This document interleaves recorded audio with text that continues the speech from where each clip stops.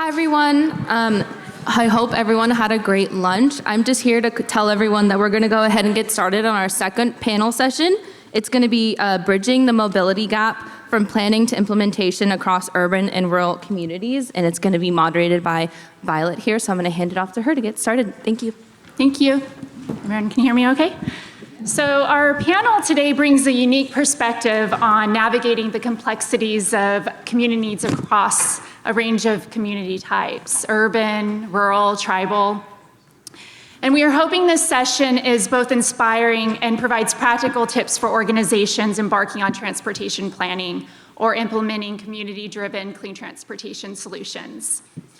Our discussion today is going to touch on a lot of topics, prioritizing community needs, fostering collaborative relationships, navigating funding, barriers and successes through project implementation, and sustaining project elements beyond the initial funding. So it's a lot, and so I fear we're only going to be scratching the surface, but I promise we'll give a couple of opportunities for questions. And I'd like to just tee things off again with this group has incredible insights and a wealth of experience. So I'm really looking forward to this discussion and very gracious to our panelists for taking time out of their busy days and their incredibly complicated projects to share with us. So before we have each panelist introduce themselves, please join me in welcoming them.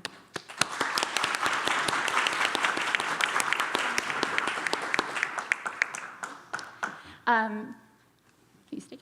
Hello, everybody. Good afternoon. My name is Jesse Ramirez, and I am the Director of Urban Planning at City Heights CDC. So City Heights CDC, we are a community-based organization based in San Diego, California.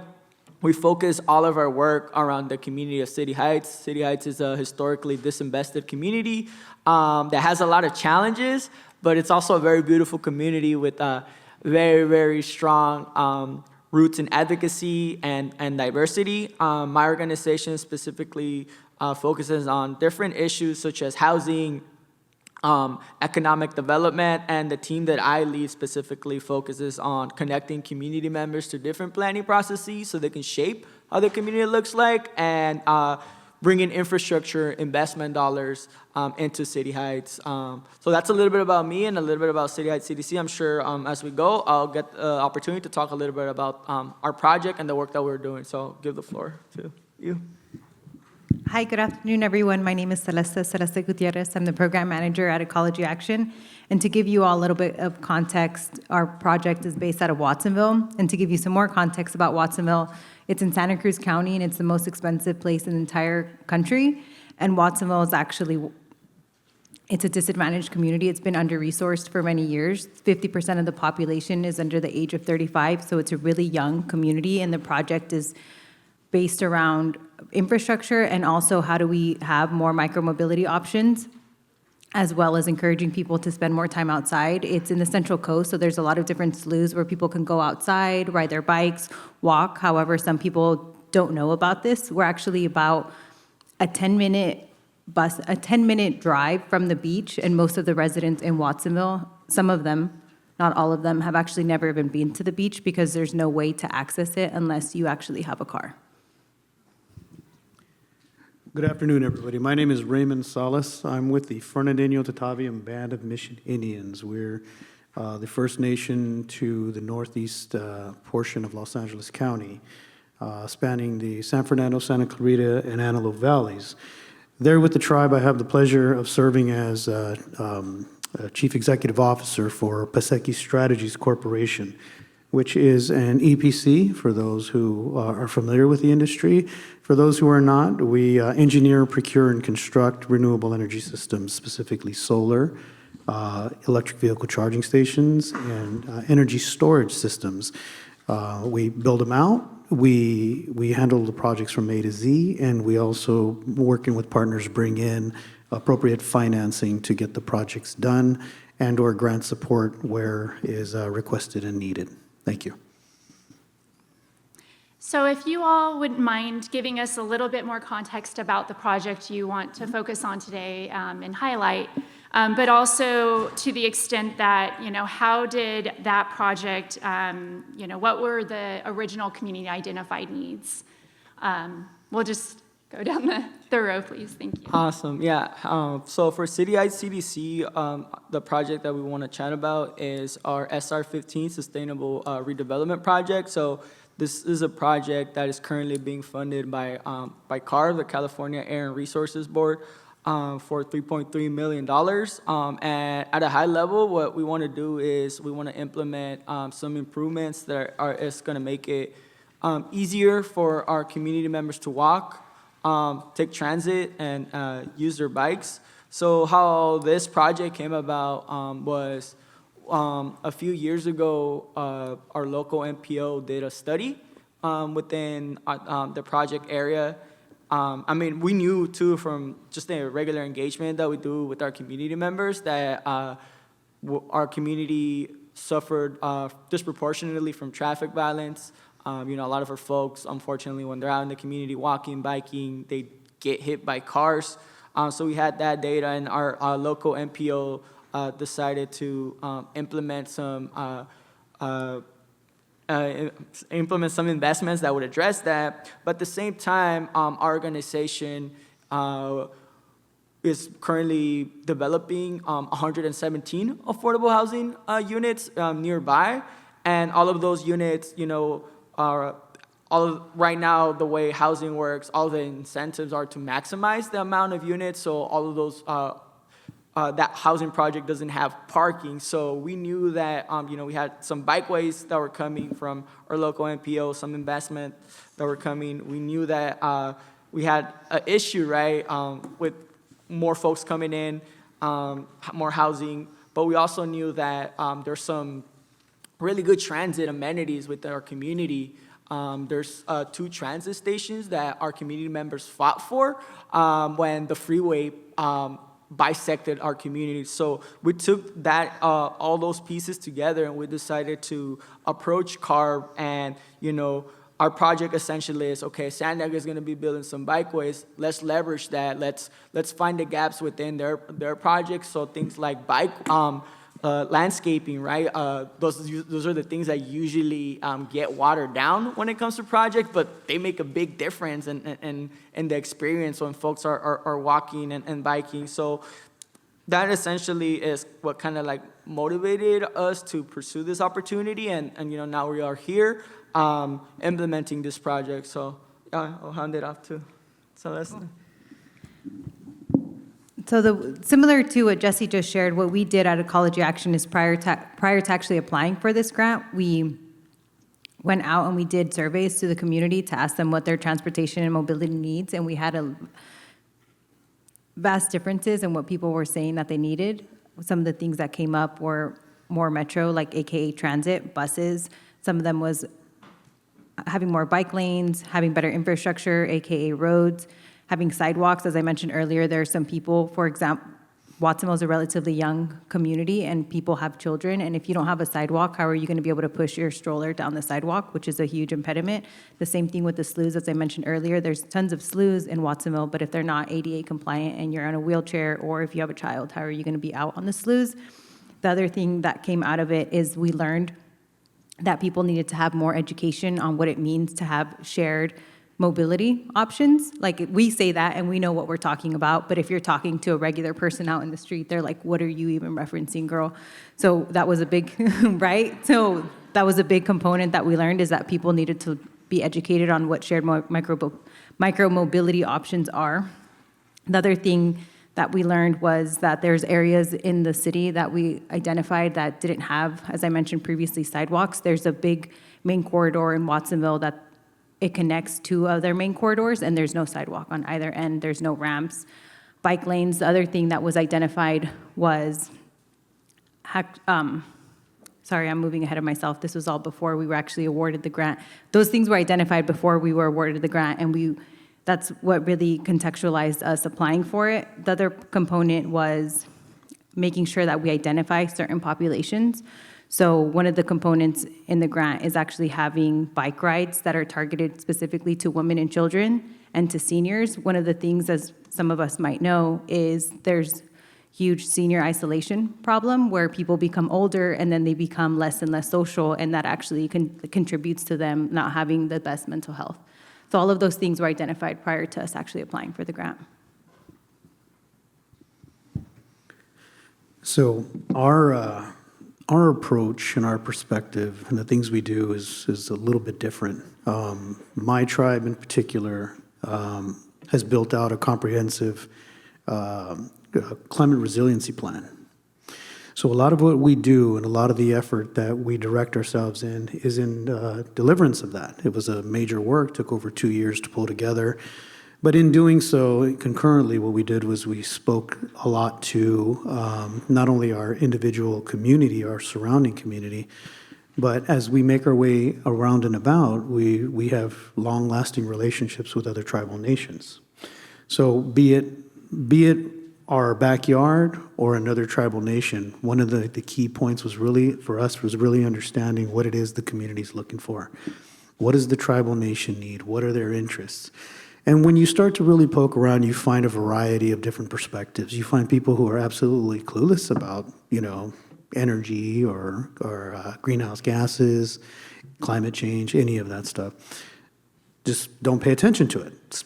They're just not attuned to it. They got other things going on. Then there's others that are somewhat interested in it. And then on the other side, you have people that are extremely passionate about it.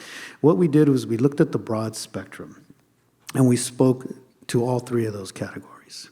And we did that we found out where everybody was through surveys. We affected a needs assessment transportation survey, in which case we pulled in our local area, the stakeholders. The tribe has a lot of great relationships with its community, its surrounding communities. So we know who's in town. We know who's doing what. We know who's influential. So we pulled them in and we said, hey guys, talk to us. Let's figure this out. And we use that platform as an opportunity to help them understand certain things about what's available, what's good for the future, what's harming us today. And we created options for them to discuss. And then we listened to their input. We brought it in. That was one of the projects associated with the Community Needs Transportation Assessment. Moving aside of that, working with our neighboring tribes, we very much did the same thing, but not so much in a formalized process. We would sit down with the tribal leadership and say, hey, what's important to you? And this happens over time. It happens at various events. We get to know the council, we get to know the executive body, we get to know everybody. And in casual conversation, we simply just share what we're doing. We're like neighbors, right? You talk to your neighbor, hey, you tell them, hey, yeah, we're going to Hawaii next week or whatever, We just have those casual discussions, but we really begin to unpack what it is that they know and don't know, share with them what we're doing. And as they begin to garner interest in what it is, then we say, hey, you know what? Why don't we put together a concerted effort, and let's go after what's available out there to help us accomplish what we're trying to do. So a little bit different because we're dealing with tribal nations, but we're also dealing with our direct and immediate community. Two different approaches, but very similar if you really think about it. So that's in my short way, I guess, or long way. That's how we got to the place where we began to look at these projects and began to understand what the needs actually were.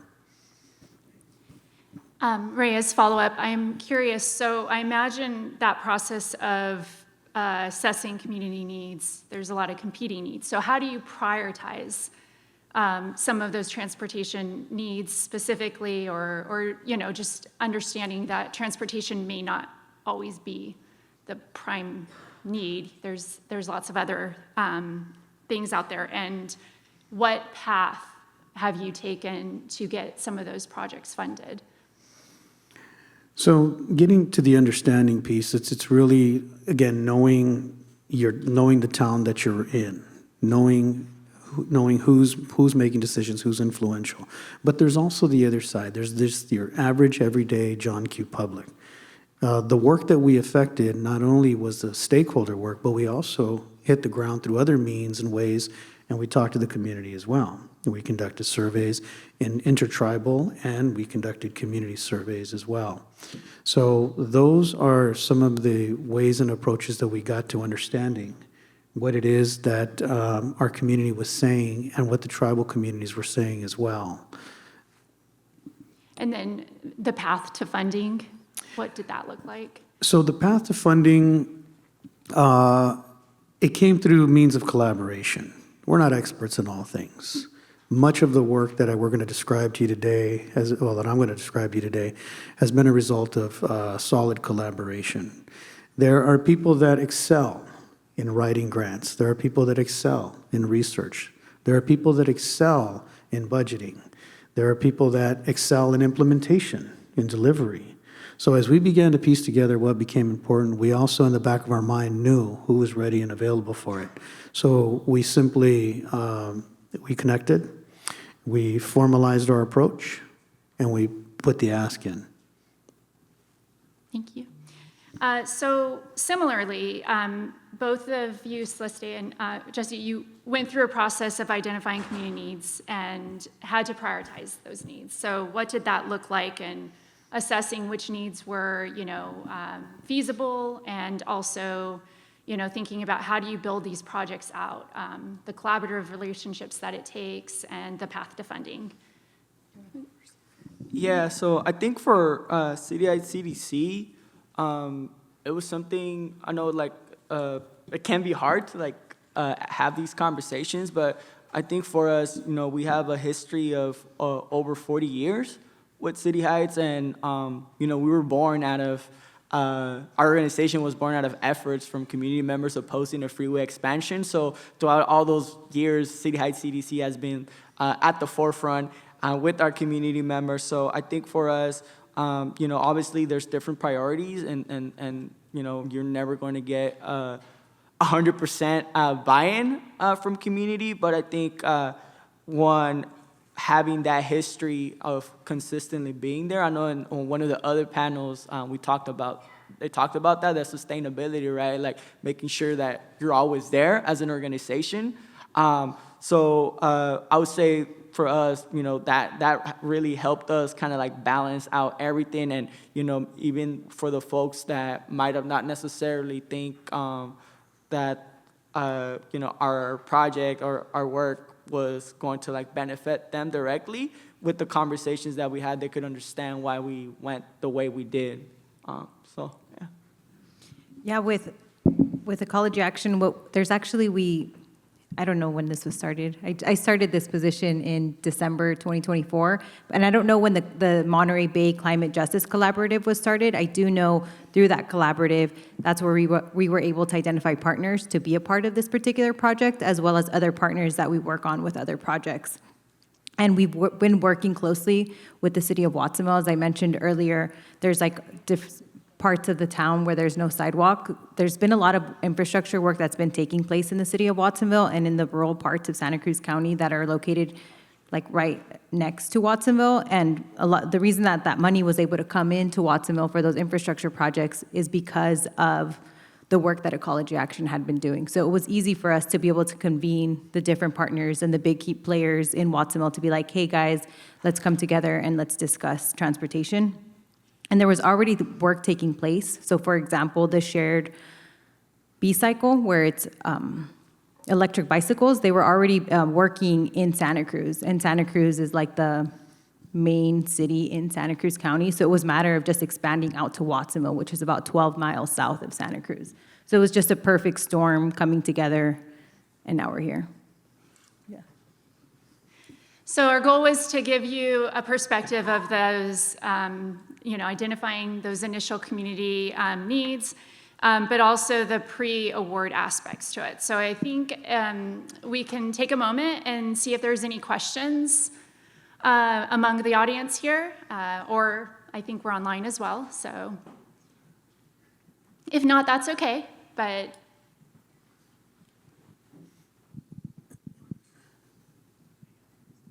I think everyone wants to hear you all talk more. That's okay. Okay, so let's talk more about, once you have funding and implementing your projects.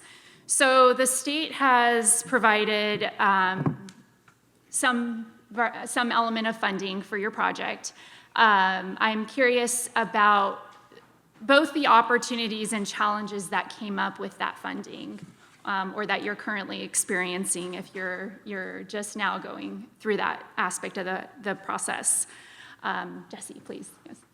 Yeah, I can start. I think for us, our experience with this project right away, one of the benefits was that, so initially when we went for this grant and pitched this idea and we engaged the city of San Diego, we had a hard time bringing them on board to fully support.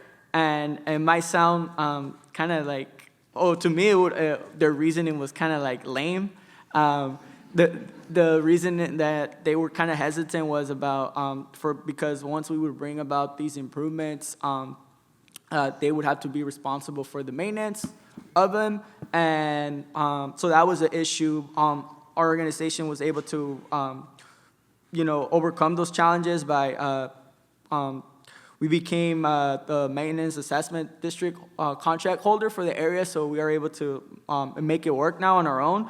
But that was like a challenge at first, but that was like when we were applying. But once the grant was awarded to us, like it was a totally different relationship, and it's because now we're bringing funding into the city as to improve our region. So that's money that the city of San Diego or our local MPO doesn't have to spend. So we right away saw the shift and the power balance. Now they're fully supportive, engaging with us, making sure that we have what we need, and for when the time comes for us to go through all the permitting requirements and whatnot. So I think that was one of the benefits. And I think some of the challenges, I think CDI-CDC, we are a small organization, and this is a big project, so we're learning a lot. We're leaning a lot on how folks were saying earlier on some of our partners, right, that have more experience than us. So I think that, I would say that those are like the benefits and then the challenges. Yeah, some of the roadblocks that we've been experiencing is, even though Ecology Action is we're not huge, but we're a pretty well-established CBO, some of the funding requirements to be able to implement this have been restrictive. So it's been hard for us, and we know it's been hard for our subrecipients as well. Like we need to make sure that the proper infrastructure, like the proper capacity is at place for people to be in compliance with the CARB requirements. And the other lessons that we have learned and some of the roadblocks is it's important to stay connected. I'm going to totally get this acronym wrong. Once a month, CARB has this, I think it's the Clean Mobility Equity. CEMIA? Yeah, CEMIA. And I will say whoever is organizing those, thank you. They are super helpful, and just ideas that have came out of that wherever we have problems and we have had issues come up, like the solution is presented, like it's almost serendip. I don't know if that's the right word. They propose a solution, and then a week or two will go by, and that I'll have that problem. And then I'm like, oh, they presented the solution to me prior to the problem actually arising, so that's been super helpful. The other part has been the indirect restrictive rate that has been challenging for some of the smaller CBOs. I will say that we really appreciate and love that CARB provides the technical assistance. We've been working with Heather Choi, and she's been wonderful to work with. She's super responsive. Whenever we have, yes, she's in the room. Thank you, Heather. Whenever we have any problems, we know we can call her, we can email her, and she's really responsive, and that's great. It's not like Heather's not just a funder, she's a partner with us, which has been wonderful. Another thing that we have learned is know what you're applying for. That sometimes you're like, oh, this is super cool, and then like look at the details. Make sure, like, am I actually going to be able to complete this? Am I actually going to be able to be in compliance? Are the subrecipients and the people that I'm asking to partner with, are they going to be able to be compliant as well? Sometimes, I think somebody was saying this in the earlier session, the theory sounds great, and then in practice, like, is it doable? So like, be realistic. Like, yes, have ambitious goals, but are the people on the ground actually going to be doing it? Thank you. This is a big question. Opportunities and challenges. I would say one of the major opportunities associated with implementation or being awarded rather, is for us in our particular project, we have the opportunity to educate. So part of our particular work and our award has to do with not only just going in and installing electric vehicle charging stations, but also affecting operations and maintenance for a period of time, but also educating, establishing a curriculum to educate the tribe that we're going to be working on, or the tribal land that we're going to be working on. We're going to be building out the curriculum and process to educate them thoroughly so that they understand what it is the chargers are made to do, what it is they have in front of them, how does it work, how do you know when to call an electrician? Don't go stick your hand in there, kind of thing. The whole networking side, hey, there's a network to this. So being able to monitor, manage, being able to set aside the funding to make sure that the monitoring fees are covered going into the future. They work a certain time frame is covered by the grant, but it's really just bringing them to a clear understanding of introducing them into the world of EV and helping them understand the features, benefits, value, and the workload associated with it. We're looking forward to that. We see that as an opportunity. On a more personal level, I mean, once you've been awarded, it does provided you deliver in excellence, past performance. So, we have, in effect, for those of you that may have received one award, you are, to some degree, proven to some effect. And you can move that forward, and you can say, hey, you know what? I've managed this. I've done that. In the world of scrutiny, that it helps. So there's definitely an opportunity. We see an opportunity in that particular piece as well. But as far as the challenges go, some of the challenges have to do with mobilization. And when I say mobilization, I'm not talking about your traditional mobilization in the sense of construction. I'm talking about, okay, somebody's going to go back and read this grant now. What kind of reporting requirements? What do we got to do? I mean, realistically, you just kind of submit it, forget about it, move on, and all of a sudden you get a call one day or an email, hey, wow, congratulations. Now, okay, wait, no, I got to get people to actually perform, and I got to get them trained, and someone's got to read this thing, and we got deadlines to hit, and so that's a bit of a challenge, especially living in a realm of uncertainty where you're waiting, hey, am I going to get awarded or not? You're not going to go bring a bunch of people in, get them all trained up for a maybe, or hey, this might happen. It just doesn't work that way, at least not with us. There's a certain amount of capital that needs to be floated. So preparing for that, right? Preparing for that, just knowing in the back of your mind, hey, I'm going to need 50,000, 200,000, whatever it's going to take, just making sure that that capital is there, ready and available to float it out until you can get to the place where you start realizing the revenue associated with those expenses. So that would be another form of a challenge, if you will. It's kind of like I said, the mobilization and floating the capital. And mind you, the grants have gotten a lot better, and the grantors, if you will, they've come to understand this, and these programs are a lot more friendlier than they were once upon a time. I mean, I remember reading grants where it's like, hey, go out and build the whole thing, and then submit everything, and if the money hasn't been pulled, you'll get paid. So, it's come a long way, that's my take on challenges and opportunities. And you all kind of touched on this, but navigating the funding requirements. But I'm curious if you have some more additional examples that you'd like to share, lessons learned on that front. But also, you're more than welcome to elaborate on whether or not there has been sufficient flexibility and what those challenges have been. I think this is an opportunity for us to really dig into that and hear your perspective and see how CARB as a funding entity and others as well can learn from that and do better. So, yes, please. If I may. One of the unforeseen challenges that I didn't mention earlier was it had to do with insurance requirements, cybersecurity. There is a whole movement to say, hey, we need to make sure that your computers work the way they need to. Oh, and by the way, you need an insurance certificate that speaks to that. Now, sometimes you're going to see that up front, and sometimes you're not. Sometimes there's somebody behind the scenes who says, well, I see your insurance, but hey, you know what, we really need this. Or, hey, guess what, you got to go hire a company right now at $25,000 to ensure that your cyber network is where it needs to be. And I'm like, I'm just building charging station. Well, yeah, that's standard practice. Sorry, buddy. You know what I mean? Kind of, it can work like that sometimes. So that would be a challenge to think through and prepare for. I would agree with what Ray is saying. Before he started talking, that was what came to my mind, as well as the insurance requirements. We have 11 different subrecipients, which is a lot, right? So if you count us, that's 12 people, 12 partners. If we count Heather, that's 13.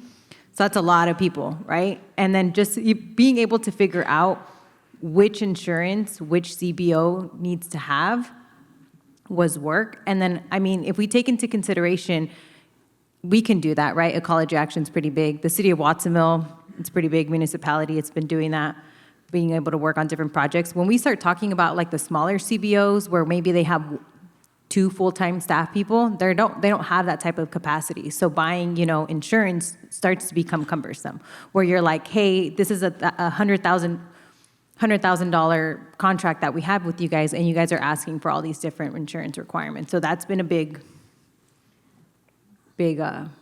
hurdle for us. So Yeah. I mean, on my end, I feel like y'all covered it pretty well. So yeah, I have nothing to add for this question. We could have an entire panel on insurance alone. And if I can just add one more, forgive my lapse in thinking here.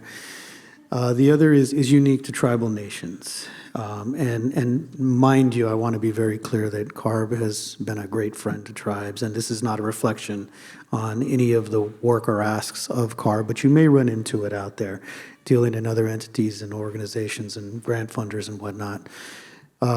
Limited waiver of sovereign immunity. It's a bad thing for a tribe. You're basically telling a tribe, hey, waive your sovereignty for purposes of this project, meaning waive your rights. Now, at the face of it, would sound like a reasonable request. If you think about it, hey, look, we're going to be building out this big, large project, and, there's got to be some assurance this stuff is going to happen. There's a bunch of lawyers sitting around somewhere, a bunch of accountants who come up with this stuff, and, the people you speak to they're just the instruments of those policies, if you will. But it does come up, and it's not a good thing. It's a challenge. It really is. I submit that for everyone's consideration because, if I wanted to do something for you, if I said, hey, I want to come to your neighborhood and community, and I want to try to improve some things and do some good things, but hey, by the way, I have to strip you of your rights to do that.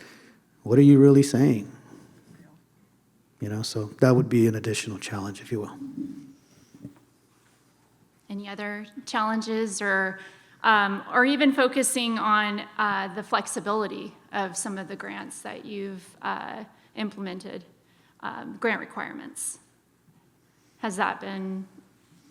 With regard to flexibility, the CARB grants that we've received specifically, CARB has been very flexible. They've been very amenable. There was one in particular where we needed a little more time. We needed a little more time to pull things together.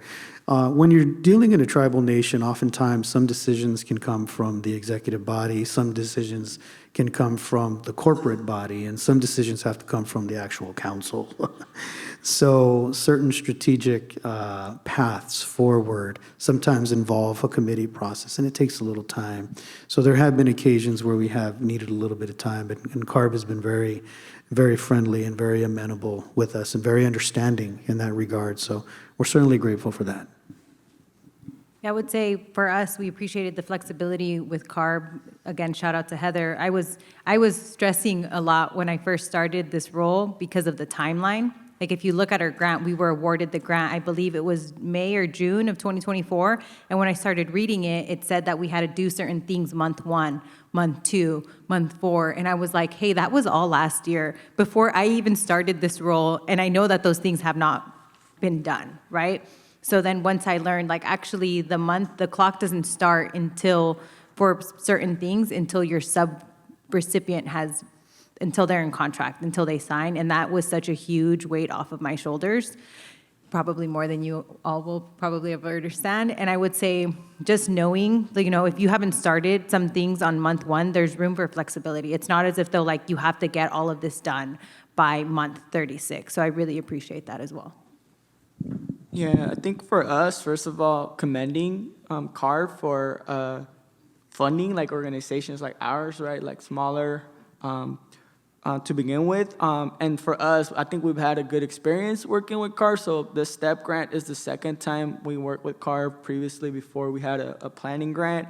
And I think just like everybody mentioned, CARB has been very flexible in the things that are within its domain to work with. Sometimes, some CARB can't do everything. Sometimes things are out of their hand, but I do feel that they've been very flexible and a very understanding partner. So then, please. I was just going to say, in addition, I think considering all the different types of grants the tribe has gone after, I can say with certainty that CARB has made the process very easy, simplistic. They've done a lot of good work to really think through the process and try to create something that makes sense and is actually attainable. That was all. So then, given the uniqueness of all of your communities that you represent, and I think you've touched on this, what are some of the lessons you've learned as you're implementing your projects? But most importantly, how do you pivot when things just aren't going as planned? Jesse, please. Yes. I could go first. I think for us, like we're still working on implementing our project, but I think one of the things that I've learned throughout this process is leaning a lot on your partners, right?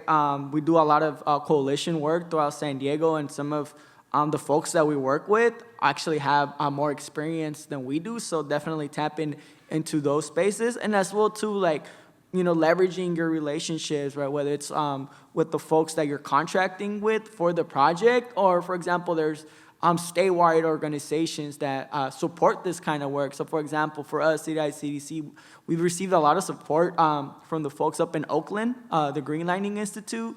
They're all about like capital projects, so they've helped us with a lot of things, from identifying a vendor to help us with their work, to go through like the contracting, and making sure that we're setting ourselves up in a contractual relationship that's gonna be successful for the vendor and then for us. So I think those are some of the lessons that we've learned so far.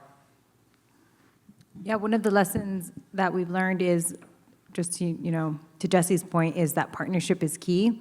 And I don't know if this is in every single CARB grant, but in our particular CARB grant, we have an advisory, and we really leaned into that advisory. We all get together every other week because we just started meeting in February, and I think that's been pivotal to our success, where because we have so many different people in the room and there's expertise in there, as well as community engagement. There's people that are working on data. There's people in there that are working on the bike rides, on infrastructure. We have everyone meeting at the same time, that if somebody's working on something and they're like, hey, I need people to help me develop my curriculum on sustainable transportation. And you might be the person actually implementing that curriculum, but you don't have any background on sustainable transportation, that you're like, where would I start? And just being able to have that space where people can come together and share ideas has been huge. The other one is that we've learned that at EV Ride and Drives, that it's important to look at what venues you're having them at. So like, can people actually like test out the cars, or are they just there, like that you can actually try them out? And the other one, just to reiterate this point, is know what you're applying for. Like, know what you're getting yourself into. That's been a big lesson for us. And then the other one is to make sure that the CBOs that you're collaborating with actually have the capacity to be in compliance. Some of the lessons learned through our particular project, being a construction project, if you will, is that when you set out in the beginning, you identify your contractors and you say, hey, I'm going to use this contractor, that contractor, this contractor. Well, from that time to the time where you actually get to work, they may not be available. So we've had to learn to pivot. We've had to learn to say, hey, you know what? let's work with this particular contractor or that particular contractor or whatever the case might be. That was an important lesson, but I can't stress enough, as to my other colleagues here, the advisory groups are extremely important. They were extremely important for us. We had a number of them, right? Because I have advisory groups on my side, and then I have advisory groups for the tribe that we're going to be performing for. So establishing and having those meetings, having those conversations, you really don't know what you're walking into. I mean, you just kind of have to be ready to, you'll get the tribal leadership that says, yeah, let's do it, Ray. Sure, no problem. Oh, and then once it gets aboard, hey, but you know what, now you got to go talk to that group, and you got to talk to these guys, and we got to get the elders involved, and it's like, well, okay, all right, no problem. So you really don't know what you're walking into. And that was a lesson learned on multiple levels. So just understanding their decision-making process and the way they implement things was a key piece that I learned through this experience, which is going to prove very valuable. So, and one of the ways, piggybacking off of that, is, as we have to sit down in front of these different groups of people, one of the things that I found productive in that regard is having an established plan and goal. So you're coming in to these advisory meetings and you're saying, hey, this is what the tribe is looking to accomplish. That's like your authority, right? So you're saying, hey, you know what, this is what the tribe wants to do. So then you start to then you shift from, well, okay, what is this, to, okay, I see where the tribe is going, and let's mobilize around that mission. So having a clear and stated goal in every way, shape, and form, right? Because there's a practical goal. Hey, what's going to happen at the end of the day? What are we left with? There's a revenue goal. There's an educational goal. So really defining those goals is a key step. And that's something that became ever more clear through this process. So I know this question might not be entirely applicable because many of you are implementing your projects as we speak, but have you given a lot of thought towards the sustainability aspect? So once your funding, in both Jesse and Celeste's cases is over with CARB, how do you plan to maintain the pieces that were funded through the effort? And not just, it could be infrastructure, but also thinking about the social infrastructure that was built with your partners and the advisory groups that came out of the effort. Yeah, for sure. I think that's a very important question, right? Because sometimes projects, they come and then they're done and that's it, right? And I think we want to do more than that. So I think for us, we've been really intentional about engaging our partners, and I think that's how our strategy, right, to kind of keep the project going beyond the timeline. So, for example, one of the things that we're going to be doing within our project is we're going to be creating a multi-use path that's going to be adjacent to one of the affordable housing properties that we are developing, and across from that, our San Diego Unified School District is actually also developing an affordable housing project. So again, kind of bringing that buy-in of that long-term, an important stakeholder to show the value of the work that we want to do so that they can see the importance, right, of place-making, of, activating the streets that's going to, invite more folks to walk, to take transit, to feel safe in the community. You want to share that with them and have them buy in early so that, once this funding is done, they can continue to support. They have more funding than we do. Obviously, SANDAG, our local NPO, and the city of San Diego as well.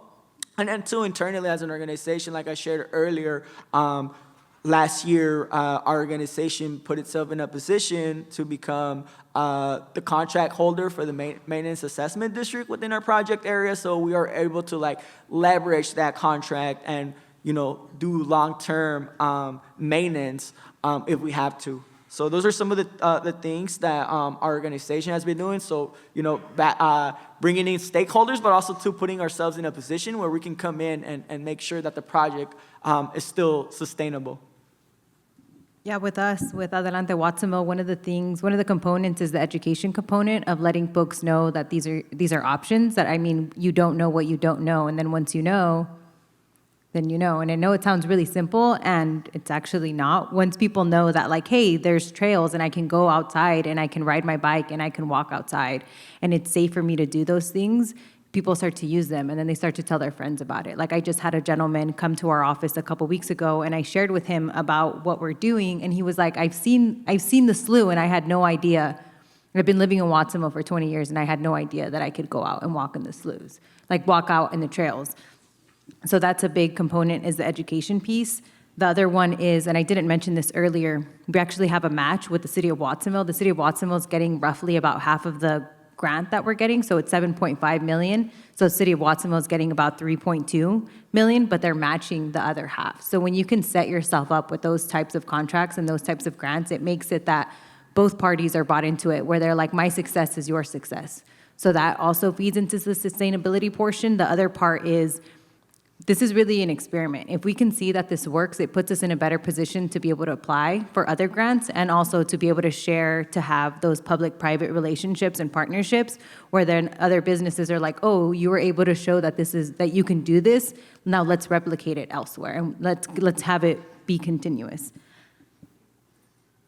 And the other portion that I forgot to mention as well is, one of the key components is, we're partnering with the Watsonville Wetlands Watch, which is a local nonprofit, and they actually have this, I guess, cohort, and it's called the Climate Leadership Corps, and one of those components is to actually have the students that are a part of it, their high school students, go and learn how to be stewards of the land and help with the restoration of the sloughs, and also to learn what it means to be a part of, like, sustainable transportation careers. Often, you know, like here in these rooms and in other spaces, we're talking about green careers, and how do we start to implement that when people are still in high school, where they can see these as feasible options, where they're like, I can get a job and I can still continue to live in my community. As I started off the conversation, Santa Cruz County is the most expensive place to live in the whole entire country. So if you can find a job where you're like, I can go to school wherever I go to school and come back and be of service to my community, that's huge. And that's really fulfilling to people, and it, like, serves a bigger purpose. Thank you. As for sustainability, there's a number of elements that, or benefits rather, that are associated with the current project that we're working on right now. Some of those are ones that my colleagues have touched on. I mean, education, right? That's obviously one of them. We get a chance to really educate, leave the tribe, leave something special with the tribe, help them move into the future. And when I say education, I don't just necessarily mean the EV, but we're talking about a number of things. We're talking about providing a cleaner future and a cleaner option. You know, people won't necessarily consider buying an EV on res for two reasons. Number one, they're rather pricey today. It's getting better. But number two, there's no charging stations. They got to go drive wherever, right? So putting them on res is now creating an opportunity for them to enter into the space. As you know, and then there's always revenue generation. They're going to generate revenue, so they will be able to not only sustain the existing infrastructure that's being put there, but they'll be able to expand upon it. So this is a jumpstart for them to really be able to unpack a more cleaner response, and that's a benefit to the future. So now we're talking about, you know, sustainability on multiple levels: sustainability on a green level, sustainability on a revenue level, sustainability on an infrastructure level. The tribe that we're working with it operates not only off the grid, but also has generators and other forms of backup. So if the grid were to go out in their res land, those stations will still work. They can still move around. Fast forward into the future, if every car on res was an EV, they would be able to move around. And that's important in a sustainability aspect. Thank you. So I think that this would be a good opportunity to take some questions. Has there been any development? Yes, please. Oh, I'm not the mic runner. Thank you. Okay, hello. Hi, everyone. Robin Marquis, CalSTART, part of the CMO administrator team. I just want to understand the programs, because I heard a lot of this grant. I did hear, Jesse, you mentioned STEP, but to just further reinforce the impact that CARB's suite of mobility equity investments has been having, it would be great to know, did you have a CARB-funded planning grant or needs assessment? And do you have a CARB-funded implementation grant? Yes. So for us, CDI CDC, we received a CARB STEP planning grant back in 2019, 2020. That was for $200K, and we worked through that. And then right now, it's a CARB STEP implementation grant. Yeah. Yeah, with us, we had a CARB needs assessment grant, and I can't recall if that was in 2002 or 2023, and that's where we were able to gather the information through the surveys that I was referencing earlier. And what program is that? I wouldn't be able to answer that. Was the Clean Mobility Options Voucher pilot program? Maybe. Heather would know best. Maybe. We'll follow up. Robin knows. It's CMO, yes. In her defense, 2024, so. In answer to your question, one of our needs assessment was done through a CMO grant. The other is the one we're currently working on right now. And in addition to that, we received funding from the Strategic Growth Council as well to do some work on our ancestral territories. So we've dealt in a couple different forms of funding.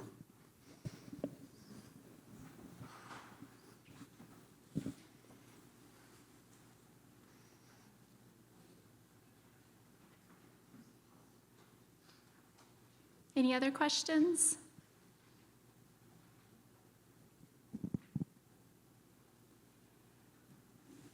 Well, you're welcome to raise your hand if you do have questions, but I think that we can absolutely give some closing remarks. One thing I failed to mention when we started is that I lead our planning capacity building efforts, so at the California Air Resources Board. And so I'm just curious, we have a new group of planning grantees that are starting to implement their project, and I just like to hear if you have any words of advice or, just general lessons learned on that front, just as they're navigating their planning grant. But also, if you'd like to just speak to the piece about transitioning from planning to getting an implementation grant, you're welcome to touch on that. Yeah, I can go first. I think it's echoing what my colleagues here have said. I think understanding like what you're getting yourself into. Because if you look at these contracts, they can be like 80, 100 pages long. So it's very important to understand so that from the beginning you can start creating that internal infrastructure that's required for the project to be successful. Yeah, I'll just leave it at that. Yeah, I would say to transition from planning to actual implementation, well, when you apply is to make sure, I think Ray spoke to this, is you want to make sure that the people that are applying for it, like that requires capacity as well. Like as an organization to have somebody that can write those grants. We actually have a really great development team, shout out to Piet, who actually wrote this grant. And just even being able to have the opportunity to do that is huge. Like I can only imagine what the burden is for some of the smaller CBOs. The other component is to make sure that the people that you're going to be working with, the partners, also have the capacity. Like, yes, you can help with the technical assistance portion. However, if you're working with a CBO that perhaps they're not using QuickBooks, and I know that that might sound like something small, that can actually be a huge block where you're like, hey, I need an invoice. And they're like, what are you talking, like, what is that, And I know, like, for most of us in these rooms, we're like, oh, yeah, like, I send invoices to my funders every month or, every quarter, and for some people, that's just not how they're operating.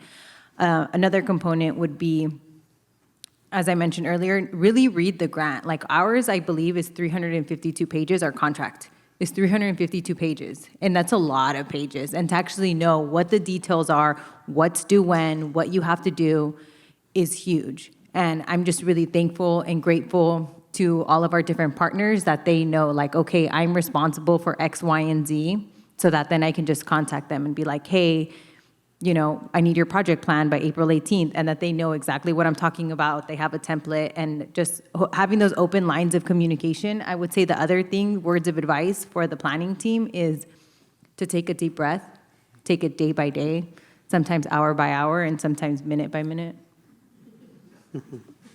Yeah. Some of well, let me just put it this way. If I had to speak to myself before I entered into my first grant, I would tell myself these things. Get to know your community. Understand their voice. Not just the top levels, but all levels. Understand what you're walking into, because the moment you get started, they'll show up. If they don't like it, they'll show up. Prepare your organization. Put those reserves away. Try to start having conversations with people that you have in mind for these deliverables, and try to prepare them as best you can, over coffee, at the water machine, wherever you get the opportunity. Try to prepare your staff for what's to come. The advisory councils, get to know them, identify them, pull them together. You're going to need them, move fast. Once you've gone from, concept idea to doing the writing to getting the award, be prepared to move fast. Because there's going to be a lot of things that are going to come upon you at the same time. And depending on who you are as an individual will determine how many action items and tasks you feel are important to accomplish what it is that you and your team can actually do.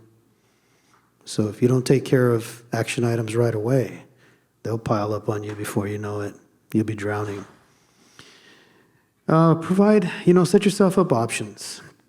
If it's a construction project, don't just shake hands with one contractor that does concrete. Say, hey, that's my guy. I've had people in other capacities, I've deployed them and come to find out the work wasn't getting done very well. We've lost time. I've had to move on, let some people go. You don't get that time back. So have some options ready. Know in the back of your mind, I've got, my star and I've got my backup ready. Just like any sports team or whatever, right? Those are the things I would say to myself if I had to look back and say, hey, you know what? What should you be thinking about and what should you be doing? Thank you. Well, last call. Any questions?